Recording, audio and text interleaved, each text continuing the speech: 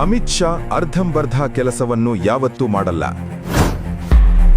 ಓವೈಸಿಗೆ ಯಾಕೆ ಗೃಹ ಸಚಿವರನ್ನು ಕಂಡರೆ ಭಯ? ಅಮಿತ್ ಶಾ ಮಾಡೋಕೆ ಹೊರಟಿರುವುದಾದರೂ ಏನು? अमित शाह होम मिनिस्टर अगर कोई मीटिंग करते तो याद रखिए वो कच्चा काम नहीं करता आदमी हो.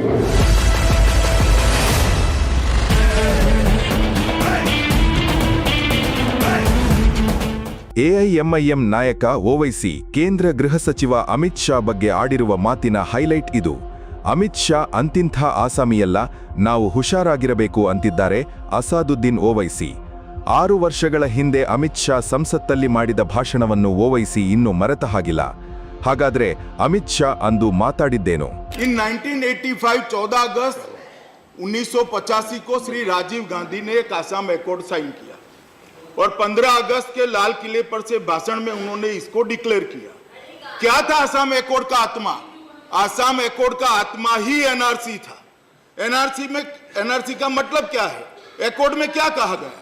एकॉर्ड में कहा गया अवैध घुसपैठियों को पहचान कर उनको हमारे सिटीजन रजिस्टर से अलग कर I know what to do.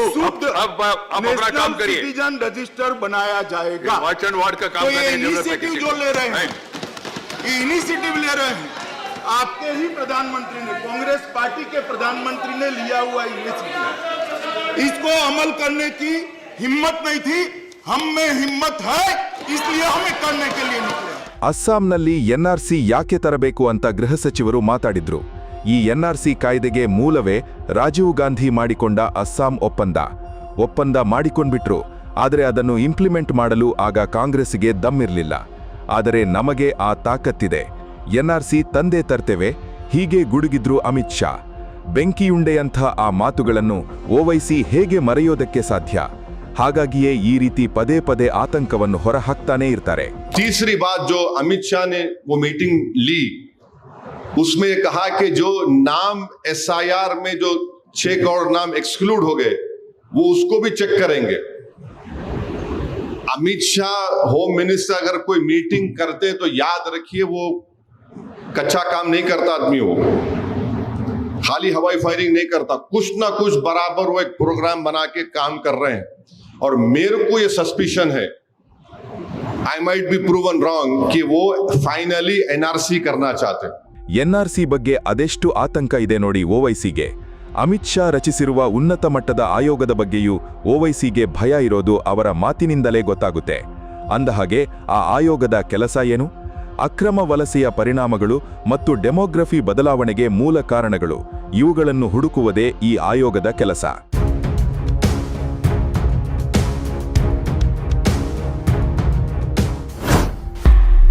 SIR ಪ್ರಕ್ರಿಯೆಗೆ ಇನ್ನಷ್ಟು ಮೊನಚು. ಈಗ ನಡೀತಾ ಇರೋ ಎಸ್ಐಆರ್ ಕೇವಲ ದಾಖಲೆಗಳ ಆಧಾರದ ಮೇಲೆ ನಡೀತಾ ಇದೆ. ಇದನ್ನು ಇನ್ನಷ್ಟು ತೀವ್ರಗೊಳಿಸಲು ಭೌಗೋಳಿಕ ಮತ್ತು ಡೆಮೋಗ್ರಾಫಿಕ್ ಡೇಟಾಗಳ ಆಧಾರದ ಮೇಲೂ ನಡೆಸಲು ಕಾರ್ಯಚಕ್ರ ರೂಪಿಸುವುದು. ಗಡಿ ರಾಜ್ಯಗಳ ಮೇಲೆ ವಿಶೇಷ ಗಮನ. ಅಕ್ರಮ ವಲಸೆ ಸಮಸ್ಯೆ ಅಸ್ಸಾಂ, ಪಶ್ಚಿಮ ಬೆಂಗಾಳ್ ಮತ್ತು ತ್ರಿಪುರಾದಂಥ ರಾಜ್ಯಗಳಲ್ಲಿ ಹೆಚ್ಚು ತೀವ್ರವಾಗಿರುವುದು ನಿಮಗೆ ಗೊತ್ತೇ ಇದೆ. ಈ ರಾಜ್ಯಗಳ ಗಡಿ ಪ್ರದೇಶಗಳಲ್ಲಿ ನಿವೃತ್ತ ನ್ಯಾಯಾಧೀಶರ ನೇತೃತ್ವದಲ್ಲಿ ಒಂದು ಸಮಿತಿಯೊಂದು ಕಾರ್ಯನಿರ್ವಹಿಸಲಿದೆ. ಇದು ಗಡಿ ಭದ್ರತಾ ಪಡೆ, ಬಿಎಸ್ಎಫ್ ಮತ್ತು ಸ್ಥಳೀಯ ಆಡಳಿತದ ನಡುವೆ ಸಮನ್ವಯ ಸಾಧಿಸುವ ಕೆಲಸ ಮಾಡುತ್ತದೆ. ನಕಲಿ ಆಧಾರ್ ಕಾರ್ಡ್ ತಡೆಗೆ ಹೊಸ ತಂತ್ರಜ್ಞಾನ. ಅಕ್ರಮ ವಲಸಿಗರು ನಕಲಿ ದಾಖಲೆಗಳನ್ನು ಸೃಷ್ಟಿಸುವುದನ್ನು ತಡೆಯುವುದು ಹೇಗೆ? ಇದಕ್ಕಾಗಿ ಆಧಾರ್, ರೇಷನ್ ಕಾರ್ಡ್ ಮತ್ತು ಮತದಾರರ ಗುರುತಿನ ಚೀಟಿಗಳನ್ನು ಬಯೋಮೆಟ್ರಿಕ್ ದತ್ತಾಂಶದೊಂದಿಗೆ ಜೋಡಿಸುವ ಪ್ರಕ್ರಿಯೆಗೆ ಆಯೋಗ ಚಾಲನೆ ನೀಡಲಿದೆ. ಅಲ್ಲದೆ ಆ ಪ್ರಕ್ರಿಯೆಗಳ ಮೇಲ್ವಿಚಾರಣೆಯನ್ನು ಆಯೋಗ ನಡೆಸಲಿದೆ. ನಿವೃತ್ತ ನ್ಯಾಯಾಧೀಶರ ಸದ್ಬಳಕೆ.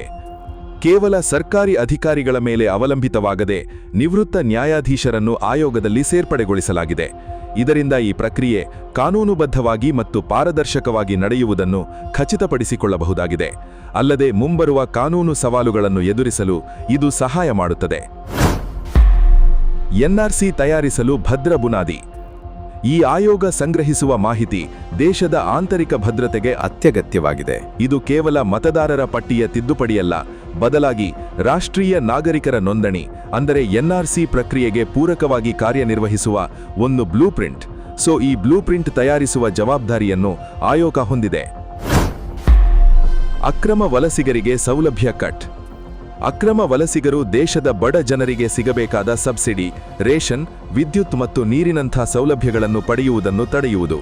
ಈ ನಿಟ್ಟಿನಲ್ಲಿ ಕಟ್ಟುನಿಟ್ಟಿನ ಪರೀಕ್ಷೆಯ ಮೂಲಕ ಅರ್ಹ ಫಲಾನುಭವಿಗಳನ್ನು ಮಾತ್ರ ಗುರುತಿಸುವುದು ಈ ಆಯೋಗದ ಮತ್ತೊಂದು ಪ್ರಮುಖ ಆದ್ಯತೆಯಾಗಿದೆ.